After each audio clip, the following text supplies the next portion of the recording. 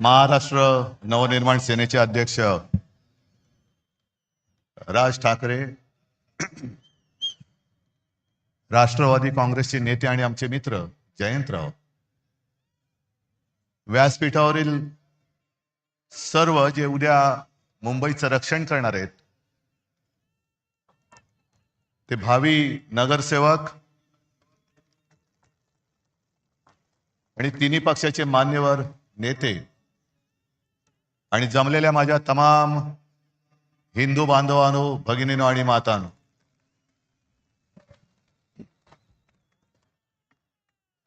आता या पहिल्या वाक्यापासूनच उद्या चर्चा सुरू होईल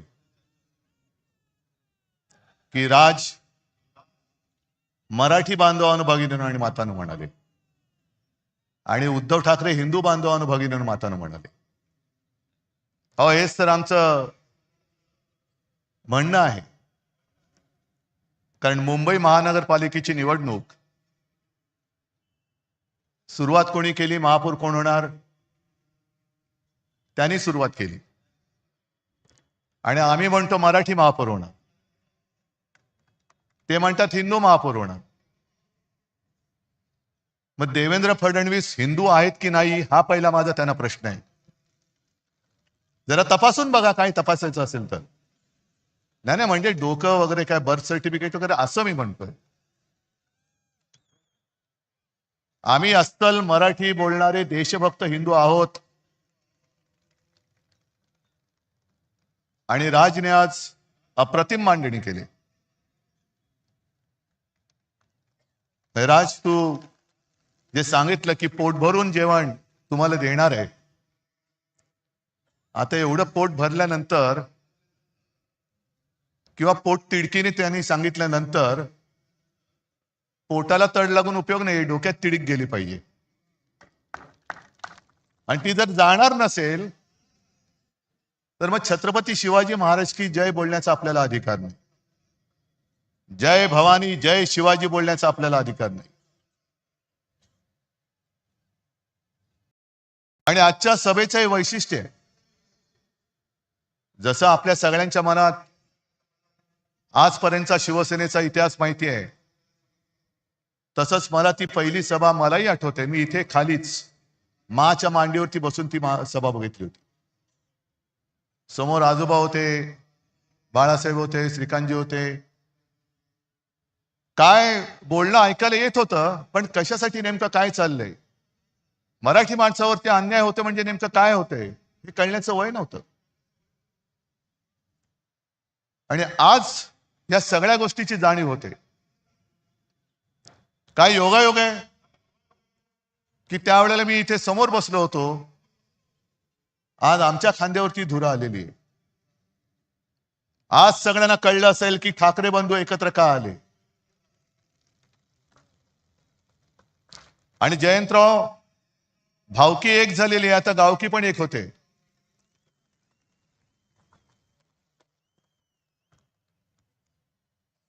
अनेक जण आतापर्यंत प्रश्न विचारत होते की ठाकरेंच्या अस्तित्वाची लढाई आहे का. अरे, ठाकरेंचं अस्तित्व ठरवणार अजून जन्माला नाही आलं. हे बघा समोर बसले, ते खरं ठाकरेंचं अस्तित्व आहे.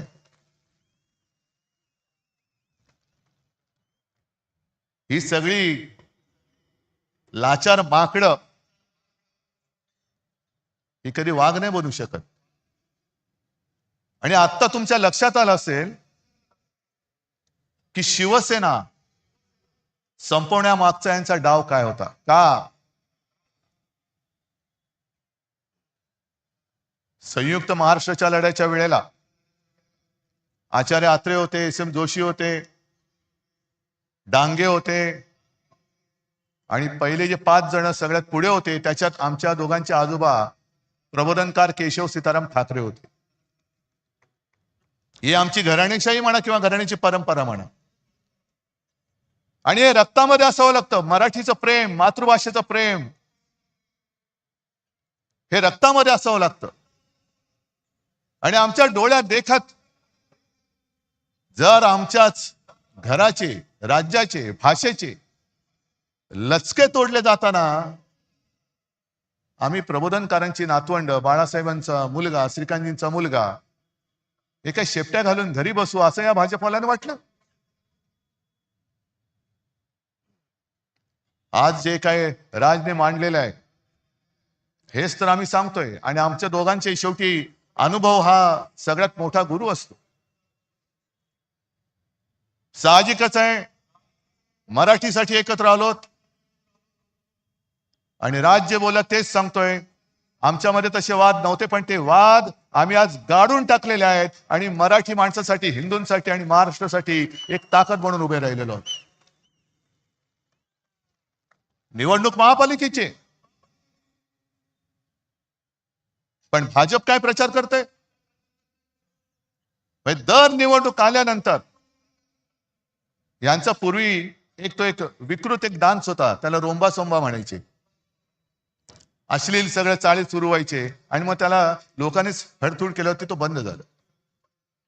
तशी प्रत्येक निवडणूक आल्यानंतर हे भाजपडे रोंबा सोंबा खेळायला लागतात. हिंदू मुस्लिम, मराठी अमराठी, महापौर कोण होणार. मला वाटतं आदित्यने सगळी केलेली कामं तुम्हाला सांगितलेली आहेत.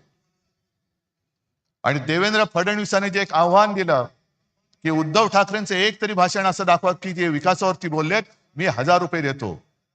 नको, चोराचा पैसा मला नको, चोरलेला पैसा नको. पण देवेंद्र फडणवीस, मी तुम्हाला आव्हान देतोय की तुमचं मोदींपासूनचं तुमचं आणि तुमच्या खालच्या चेला चपाट्यांचं अगदी वर्गाच्या मॉनिटरची निवडणूक असली तरी हिंदू मुस्लिम न करता केलेलं भाषण दाखवा, आम्ही सगळे मिळून तुम्हाला 1,00,000 रुपये देतो, जा. हे भांडवत ठेवायचं नुसतं. त्या संयुक्त महाराष्ट्राच्या लढ्यामध्ये अनेक जणांना तो लढा कसा झाला, कोणी केला माहिती पण नाहीये. आपण 2010 साली इथे पाठी संयुक्त महाराष्ट्राच्या लढ्याचे एक दालन केले. जाऊन मुद्दामून बघा काय अवस्था यांच्या कारभारात त्याची झालेली आहे. मी अभिमानाने सांगेन की ते दालन आपण उभं करू शकलो याचं कारण मुंबई महानगरपालिका आपल्याकडे होती. पण तेव्हा सगळे मोठे नेते होते, जनसंघ त्याच्यामध्ये कुठेही नव्हता. मुळामध्ये लढणारे नाहीच, हे घरं पेटून पोळ्या भाजवणार आहेत, आगी लावायच्या, आपलीच माणसं आपल्यावरती सोडायची, रक्तपात झाला तर आपल्यामध्ये होईल, पण ते तिकडे पोळ्या भाजणार. जनसंघ कुठेही नव्हता.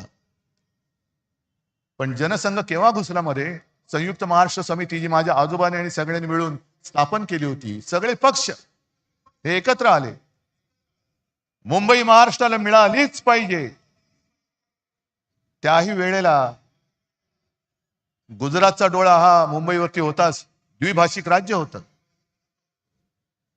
आणि तुम्ही हिंदू हिंदू जे म्हणता ना, त्यावेळेला मोरारजी देसाई नावाचा नरराक्षस जो गुजरातमध्ये जन्माला होता, तोच नरराक्षस मुख्यमंत्री होता. आणि त्यांनी दिसताच क्षणी गोळ्या घाला, गोळ्या ही माणसं मारण्यासाठी दिलेली आहेत, त्याचा योग्य वापर करा हे आदेश देणारा मोरारजी देसाई हा हिंदूच होता. मरणारी मराठी माणसं होती. पण एक गोष्ट तुम्हाला मुद्दामून सांगतो की जनसंघ त्याच्यामध्ये कुठेही, म्हणजे गोळीला तुम्ही, पोळीला आम्ही, पण त्या सगळ्या लढ्यामध्ये अण्णाभाऊ साठे होते. तसाच एक शाहीर अमर शेख हा महाराष्ट्र प्रेमी मुसलमान सुद्धा होता. आणि तो ठणकावून सांगायचा, जागा मराठा आम जमाना बदलेगा. आणि त्यांचं पुढचं वाक्य जे आहे, दो कौडी के मोल मराठा बिकने को तैयार नहीं. तो शिल्लक राहिलाय का आज मराठी माणूस? दो कौडी के मोल मराठा बिकने को तैयार नहीं, हे छाती ठोकपणे दिल्ली शहरांना ठणकावून सांगणारा अमर शेख. अहो मेवा भाऊ, तुम्ही आम्हाला काय शिकवताय? हे सगळं अदानीकरण चाललेलं आहे. आमची मुंबादेवीच्या नावावरून तिचं नाव आम्ही मुंबई ठेवलं. मला आता भीती वाटते. म्हणजे भीती तर वाटत नाही, कारण तुम्ही एवढं म्हटल्यानंतर त्यांना भीती वाटली पाहिजे की मुंबईचं परत बॉम्बे करण्याचा त्यांच्या मनामध्ये डाव आहे का. आणि तो अण्णामलाई आला, त्याला मला खास धन्यवाद द्यायचे. का धन्यवाद? कारण तो नकळत बोलून गेला. भाजपच्या मनातलं जे काळं आहे तो ते बोलून गेलेलं आहे. असंच ज्या वेळेला लोकसभेच्या सुमारास त्यांनी जो नारा दिला होता, आपकी बार 400 पार, मी म्हंटल होतं आपकी बार तडीपार. आणि त्यांच्याच खासदाराने बिंग फोडलं होतं की 400 पार का? कारण आम्हाला संविधान बदलायचंय. संविधान का बदलायचंय? तर एका साध्या मराठी माणसाने लिहिलेलं ते संविधान, यानं तर देवाने पाठवले. पण एक साधा माणूस संविधान लिहितो आणि त्या संविधानाच्या आधारावरती देश चालतो, असं काय शक्य आहे? आज ही सगळी परिस्थिती तुम्हाला दाखवल्यानंतर मी जिथे जातोय, ज्या ज्या महापालिका बघतोय, रिपोर्ट घेतोय, सगळीकडे एकच चालत आहे. आपली ही सोन्यासारखी मुंबई, ज्याच्या ठेवी आपण 92,000 कोटीपर्यंत नेल्या होत्या, त्या यांनी 70,000 कोटीपर्यंत तोडलेल्या आहेत. आज आपण हे सगळं प्रदूषण बघतोय. हे नुसतं प्रदूषण नाही, हवेचं प्रदूषण नाही, हे भ्रष्टाचाराचं प्रदूषण आहे.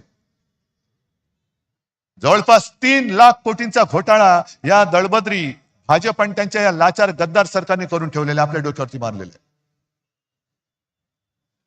ही निवडणूक स्पष्ट आहे. आम्हाला महापालिका पाहिजे. का पाहिजे हे आम्ही दोघं सांगतोय.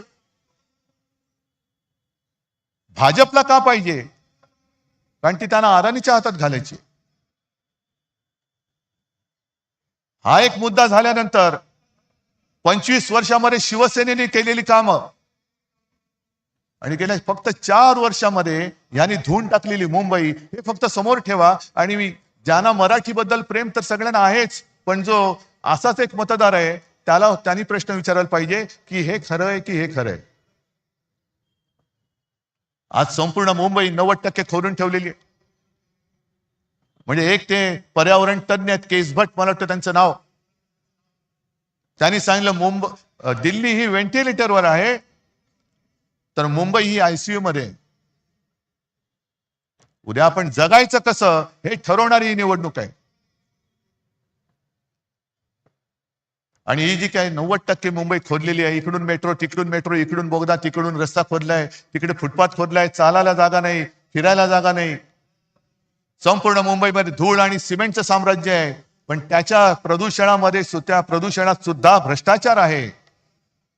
कारण या सर्व कामांसाठी जे सिमेंट वापरलं जातंय त्यातलं 50 ते 60% सिमेंट हे अदानीच्या कंपनीकडनं खरेदी केलं जातंय.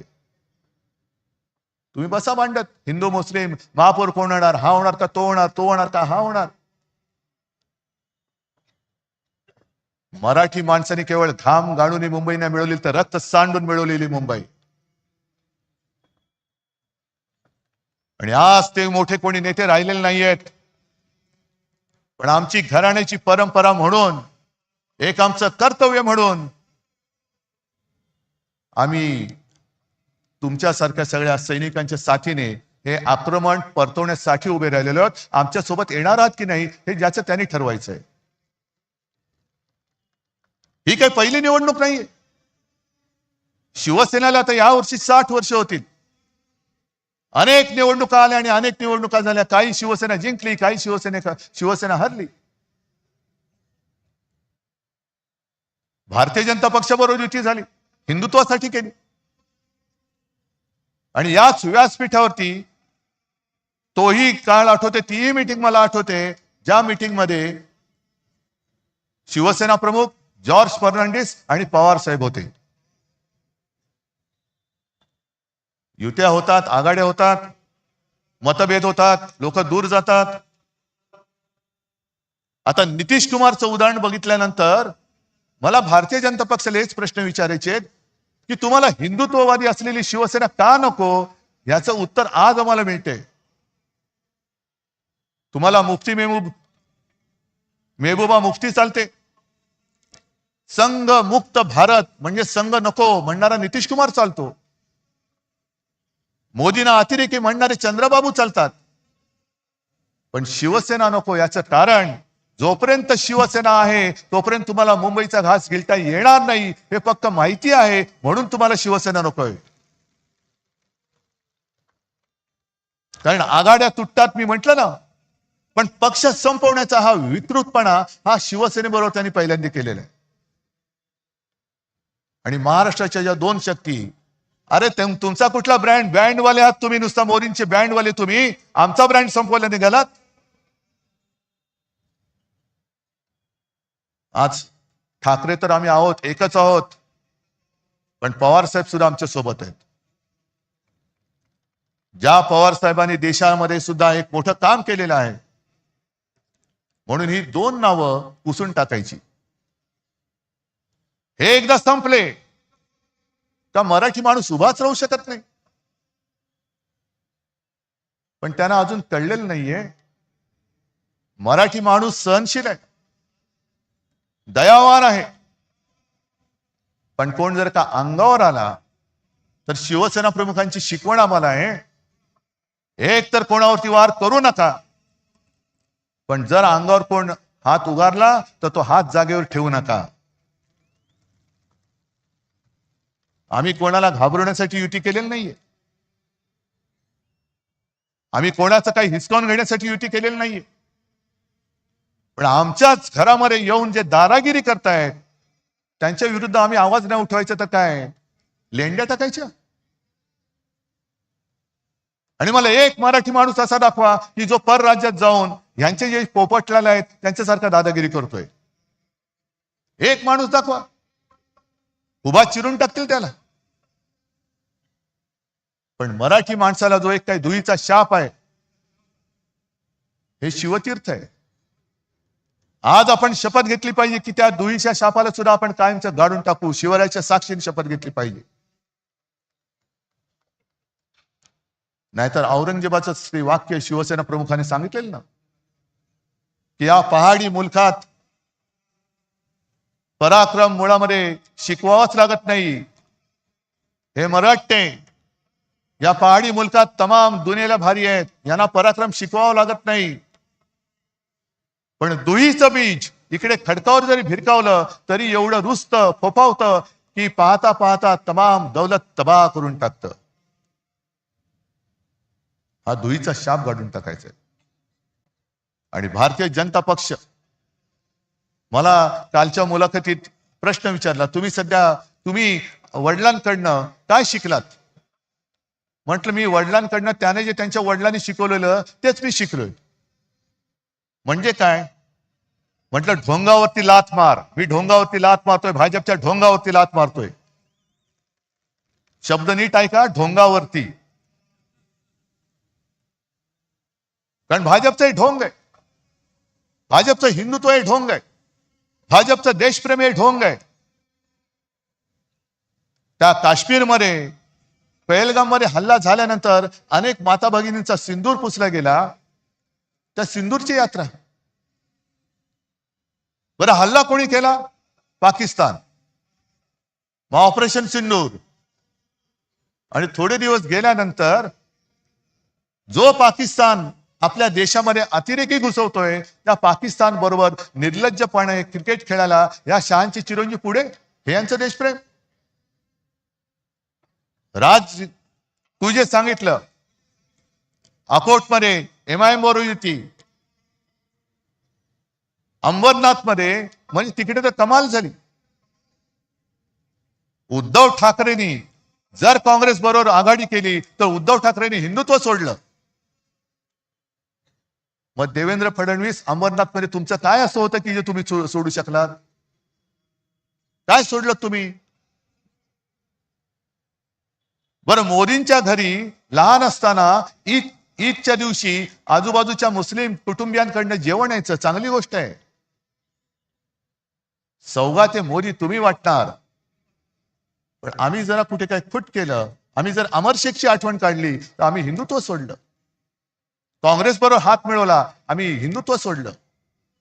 म्हणजे भाजप काय करतंय ते अमर प्रेम, आणि आम्ही केलं तर लव जिहाद. हे ढोंग आहे. आणि काल मी संभाजीनगरला गेलो होतो. मला हिंदू मुस्लिम किंवा या जातीपातीच्या राजकारणात ही निवडणूक न्यायची नाहीये. माझं आज सुद्धा देवेंद्र फडणवीसांना दुसरं एक आव्हान आहे की तुम्ही आज माझ्या व्यासपीठावरती या, आपण दोघं मिळून, माझी पण गरज नाही पाहिजे, आदित्यला सांगतो मुद्द्याचं बोला.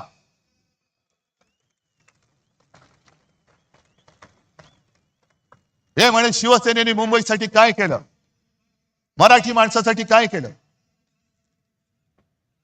मी विचारलं कोण विचारतंय हे? नाही, सगळे मिंदे फिंदे एसनशी गट बिसनशी गट जे आहेत ना ते. म्हटलं या लोकांना महापालिका दाखवली ती शिवसेनेने दाखवलेली आहे. विधानसभेमध्ये पोचले, मंत्री झाले, या गद्दाराला मंत्री करण्याचं पाप हे मी केलं. हे अभिमानाने नाही, शर्मेने सांगावं लागते मला. पण जर का शिवसेना नसती तर ही विचारणारी माणसं आहेत, ही सगळी गद्दार, ही तर काय खान नाही येत नाही, मराठीच आहेत ना. कोणत्या तोंडाने तुम्ही आमच्या अंगावरती येत आहे. शिवसेनेने मुंबईसाठी काय केलं ही पुस्तिका घेऊनच आलेलो आहे आम्ही. शिवसेनेने मुंबईसाठी काय केलं, पुस्तिका छोटी आहे पण कामं मोठी आहेत. ही प्रत्येकाकडे वाटलेली आहे, प्रत्येकाकडे वाटले. अगदी शाळा जाऊन बघा, अभिमान वाटेल. महापालिकेच्या शाळा, मुंबई महापालिकेच्या शाळा कशा आहेत ते बघा. पाणी पुरवठा बघा कसा होतोय. अजून आपण 24 तास देऊ शकत नाही होत, पण त्याच्यात पाणी पुरवठ्यात वाढ तर नक्की करतोय. आरोग्य सेवा आहे. मी काल संभाजीनगरची मी तुम्हाला आठवण सांगत होतो. मला आश्चर्य वाटलं लोक तिकडे सहन कशी करतात. कारण वर्षाच्या 365 दिवसापैकी फक्त 44 दिवस संभाजीनगर शहरामध्ये पाणी येतं. बरं, संभाजीनगरचं नामांतर मी केलं, जयंतराव साक्षी आहेत त्याला. जो शिवसेना प्रमुखांचा एक आदेश होता, औरंगाबाद नाही छत्रपती संभाजीनगर झालं पाहिजे, तो आम्ही करून दाखवलेला आहे.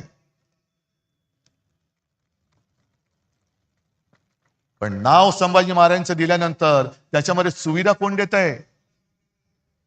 4 वर्ष तुमच्याकडे सत्ता आहे. डबल इंजिन, ट्रिपल इंजिन, जेवढी इंजिन, आता मनसेचं इंजिन आमच्याकडेच आहे. तुमची इंजिन नुसती पोकळ वाफा सोडतायत. बरं, त्याच्यामध्ये सुद्धा एक गंमत मी बघितली. निवडणूक महापालिकेची आणि अजित पवारांचा फोटो आहे, नशामुक्त संभाजीनगर करू. म्हटलं पहिली तुमची सत्तेची नशा उतरवा. आणि साताऱ्यामध्ये ड्रग्सच्या फॅक्टरीवरती ज्याच्या धाड पडली, त्याचं जे काय खरं खोटं आहे आमच्या सुषमाताईंनी बाहेर काढलेलं, त्याची चौकशी लावा ना. त्याची नाही लावणार, नको त्या गोष्टींमध्ये चौकशा करणार. आज तुम्हाला सांगतो, भाजपच्या एका वर्षात भाजपला एका वर्षामध्ये साधारणतः 3100 कोटी रुपये निधी मिळाला. 3100 कोटी. तुम्ही म्हणाल तुम्हाला काय याचं पडलंय? पडले सांगतो ना. आज राज्य सरकार त्यांचं आहे, केंद्र सरकार त्यांचं आहे. पण मुंबई महापालिकेला विविध करांच्या माध्यमातून जवळपास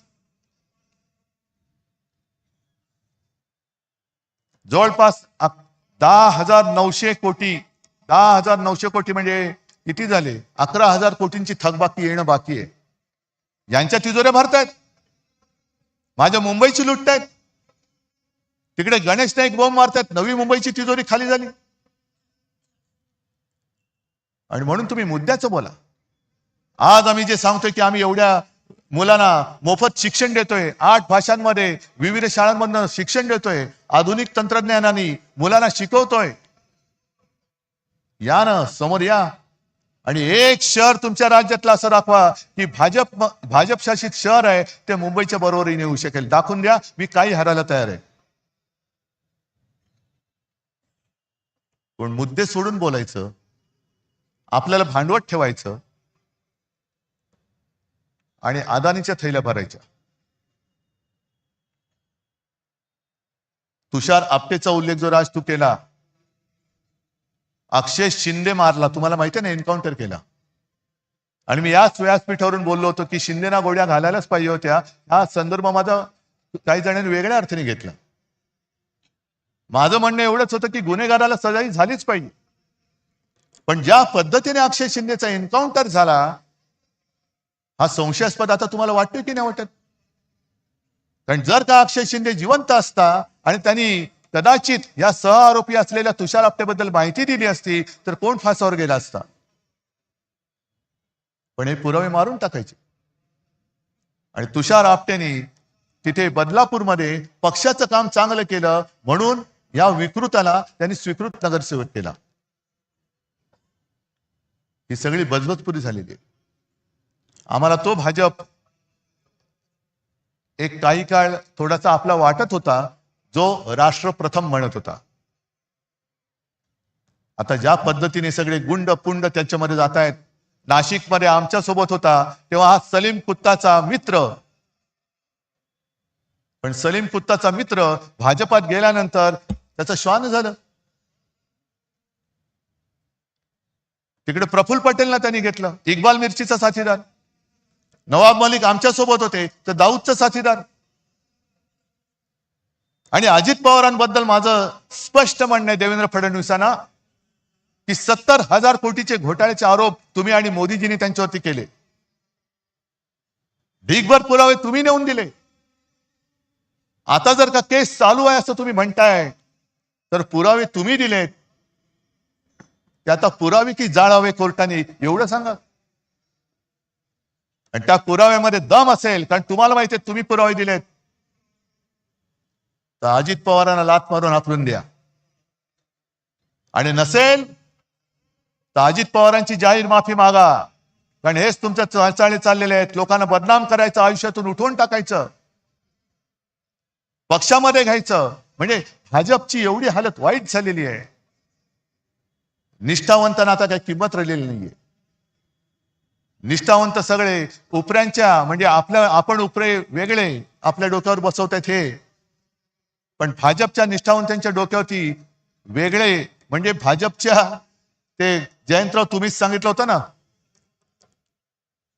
तसं त्यांचं झालं. आता कोणाच्या खांद्यावर कोणाचे ओझे, सगळे माखलेले, घाणीने माखलेले, लडबडलेले ही लोक घ्यायची. निष्ठावंतांनी त्यांचे लंगोट धुवायचे, सगळं साफ करायचं आणि डोक्यावरती घेऊन यांना नाचत सुटायचं. एवढंच निष्ठावंतांचं काम राहिले. ही भाजपा आम्हाला मंजूर नाहीये. आता भाजपामध्ये राष्ट्र प्रथम नव्हे तर भ्रष्टाचार प्रथम म्हणणारी भाजपा झालेली आहे.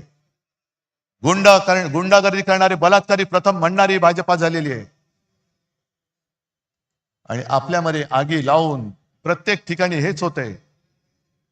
एका मोठ्या समाजाला डिवचायचं आणि त्याच्या विरुद्ध इतर समाजाला चिडवायचं. म्हणजे हा डिवचलेला समाज विरुद्ध गेला तरी चालेल, पण बाकीचे चिडवलेले एकत्र येऊन हे भाजपला मतदान करतील. कसं करतील हे बघायचं. मी इथल्या मुंबईकरांना, तमाम मुंबईकरांना मी आवाहन करतोय, म्हणजे विनंती करतोय, हा लढा आमचा आहेच, मराठी माणसाचा आहेच. पण आज मुंबईमध्ये अनेक पिढ्या राहणारे इतर भाषिक आहेत. ज्या ज्या वेळेला मुंबईमध्ये संकट येतं, नैसर्गिक आपत्ती असेल, अतिरेकी हल्ला असेल, तेव्हा पहिल्यांदा जात पात धर्म न विचारता त्याला वाचवायला धावून जातो तो शिवसेना प्रमुखांचा शिवसैनिक धावून जातो. रक्तदान करायला पहिल्यांदा रांग लावून उभा राहतो. तो भाजपवाला नाही राहत. तो तिकडे गोमूत्रासाठी लाईन लावेल, पण रक्तदानासाठी नाही लावणार. गोमूत्र प्राशन करायला लाईन लावतील तिकडे. माणसं मरतायत, नाही गोमूत्र प्राशन केलं तर त्याची जीव वाचतील. तुमचं हिंदुत्व. पण रक्तदान करताना सुद्धा शिवसैनिक कधी विचारत नाही हे माझं रक्त कोणाला जाणार आहे. हे अशा अण्णा मलाई येतील आणि जातील, मलाई खाणारे येतील आणि जातील, ओरबाडून आपल्याला काढलं जातंय. आणि म्हणून आम्ही एक पोट तिडकीने हा लढा उभारलेला आहे. नाही तर आम्ही पण गेलो असतो ना. हे एवढं देश भरून अडाणींनी टाकलेलं आहे, त्याच्यात आम्ही आमची घरं भरली असती. काय फरक पडतोय? पण तसं जर का आम्ही झालो तर राज, तुझे बोललास की आज शिवसेना प्रमुख, आमचे आजोबा हे वर्ण आमच्याकडे बघत असतील, त्यांच्या डोक्यात किंवा त्यांच्या मनात आमच्याबद्दल काय झालं असतं? अरे ही आमची पिढी, आम्ही काय होतो, आम्ही काय लढा उभा केला, कशा त्या खचलेल्या मराठी माणसाच्या मनगटामध्ये आम्ही हिंमत आणि आत्मविश्वास भरला आणि ही माझी शेलपट मुलं आणि नातवंड नाही. पण त्यांनी जे आणखीन सांगितले की जगायचं कसं, एकच दिवस जगा पण तो वाघाचा जगा, 100 दिवस शेळीच्या जगण्याला काही अर्थ नसतो. जगायचं असेल तर वाघ म्हणून जगा आणि शेळी म्हणून जगायचं असेल तर भाजपात जा. जे गेलेत गद्दार त्यांना जाऊ दे. असे अनेक जण आले आणि गेले. जसा अस्वलाच्या अंगावरचा एक केस उपटला तरी काय फरक पडत नाहीये, केस येतच असतात. भाजपला आज राजकारणामध्ये पोरं होत नाही, हे त्यांचं शल्य आहे, आमचं नाहीये. म्हणून मोहन भागवत सांगतायत की अपत्य वाढवा, अपत्य वाढवा, अपत्य वाढवा. अरे होत नाहीत, आम्ही काय करू शकतो? आम्हाला होत आहेत, तुम्हाला होत नाही. कारण मुळामध्ये जे बीज लागतं विचारांचं, ते विचारांचं बीजच भाजपमध्ये नाहीये. नेमका भाजप कशासाठी स्थापन केला गेला हेच त्यांना माहिती नाहीये. नक्की उठायचं कधी आणि बसायचं कधी हेच भाजपला माहित नाहीये. पक्ष जगणार कसा? ही आलेली सूज आहे, हा सत्तेचा माज आहे. आणि हा माज निदान एक लक्षात घ्या, इतिहास वगैरे जो काय कोण बघत असेल, काय बघत असेल मला कल्पना नाही. पण खंडोजी खोपडेचं नाव घेतल्यानंतर आपण काय बोलतो? सूर्याजी पिसाळचं नाव घेतल्यावरती काय बोलतो? आणि तानाजी मालुसरे, बाजी घोरपडे यांचं नाव घेतल्यावरती काय बोलतो? 400 वर्ष होऊन सुद्धा त्यांच्या कपाळावरचा जर गद्दारीचा डाग पुसला जात नसेल तर यांच्या कपाळावरचा डाग पुसायला किती पिढ्या जावे लागतील. आणि मग तुम्ही ठरवायचे, आम्ही तर ठरवलंय. छत्रपती शिवाजी महाराज होता येणं तर शक्यच नाही, त्यांचा मावळाही होता येणं शक्य नाही. पण त्यांनी जे त्यावेळेला केलं, असं काय नेमकं होतं की हे त्यावेळेला त्या मोगलांना टक्कर देणारं तेज या महाराष्ट्रामध्ये जन्माला आलं. आणि त्याच मातीमध्ये आपण जन्मलेलो आहोत. आणि तोच लढा, त्याच आक्रमणाविरुद्ध आज आपल्या हातामध्ये हे शस्त्र हे आलेलं आहे. जगायचं कसं हे आपण ठरवायचं. इतिहासामध्ये नोंद आपली कशी झाली पाहिजे हे आपण ठरवायचं. आणि मला खात्री आहे की जे विचार आम्ही तुमच्या समोर मांडतो हे विचार नाही, हे सत्य आहे. आणि सत्य नाकारून जर का आज देखील कोणी पुन्हा भाजपच्या नादी लागणार असेल तर केवळ आपलंच नाही तर ते त्यांच्या पण मुलाबाळांचं आयुष्य धोक्यात घालतायत.